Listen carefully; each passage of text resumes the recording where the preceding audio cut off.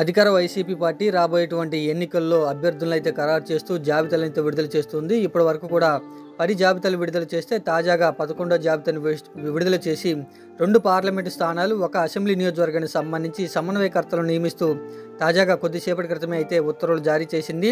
2 parliament స్థానాల్లో ఒకసారి చూస్తే కర్నూలు పార్లమెంటు స్థానానికి సంబంధించి బివై రామయ్యని అయితే పార్టీ సమన్వయకర్తగా నియమించడం జరిగింది.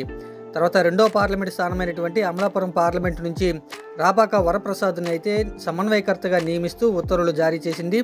రాజోలు అసెంబ్లీ నియోజకవర్గానికి గొల్లపల్లి సూర్యారావుని అయితే సమన్వయకర్తగా నియమిస్తూ కొద్దిసేపు క్రితమే అధికార వైసీపీ పార్టీ అధినేత వైఎస్ జగన్మోహన్ రెడ్డి ఆదేశాల మేరకు సమన్వయకర్తలను నియమిస్తూ కూడా తాజాగా ఉత్తర్వులు అయితే జారీ చేయడం జరిగింది.